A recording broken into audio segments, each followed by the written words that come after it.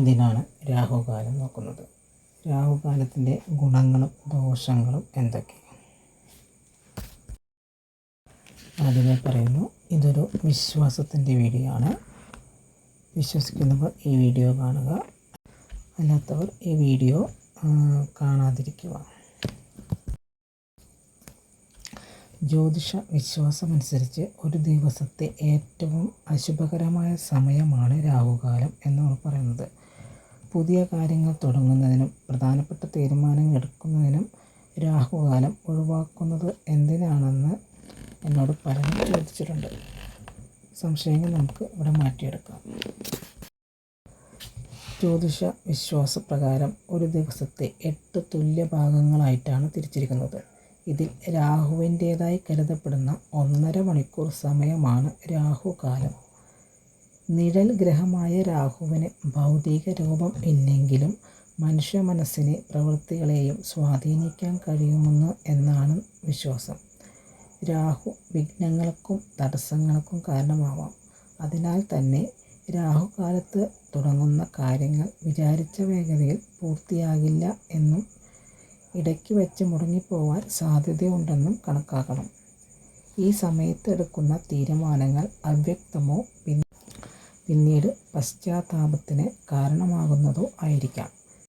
ഇതിന് കാരണമായി പറയുന്നത് ബുദ്ധിയെയും വിവേകത്തെയും മറയ്ക്കാൻ രാഹുവിന് കഴിയുന്നു എന്നൊരു വിശ്വാസമാണ്.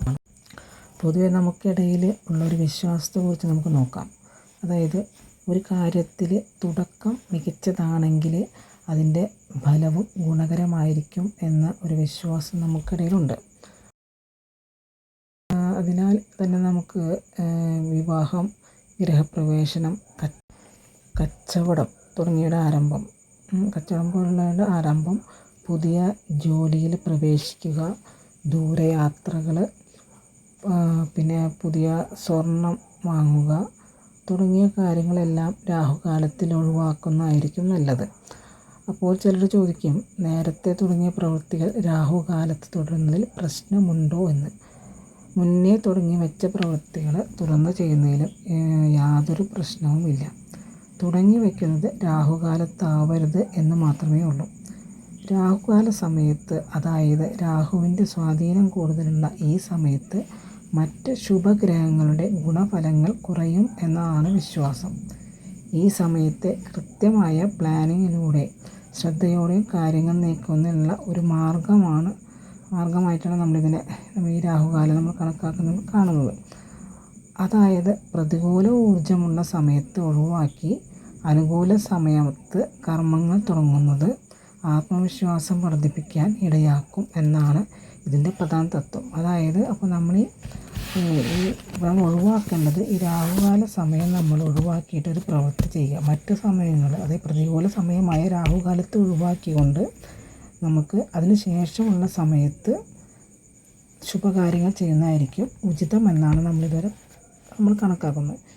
ഇതിനാലാണ് നമ്മൾ രാഹുകാലം നോക്കുന്നതുകൊണ്ടുള്ള ഗുണങ്ങൾ, അതായത് രാഹുകാലം നോക്കുന്നതിൻ്റെ ആവശ്യകത. അപ്പോൾ ഇതാണ് നമ്മൾ രാഹുകാലത്തിൻ്റെ പ്രത്യേകത പറയുന്നത്. നേരത്തെ പറഞ്ഞ പോലെ ഇതൊരു വിശ്വാസമാണ്. വിശ്വസിക്കുന്നവർ വിശ്വസിക്കുക, അല്ലാത്തവർ ഈ വീഡിയോ കാണാതിരിക്കുക.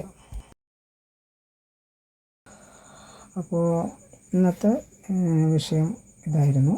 നാളെ മറ്റൊരു വിഷയവുമായിട്ട് നമുക്ക് വീണ്ടും കാണാം.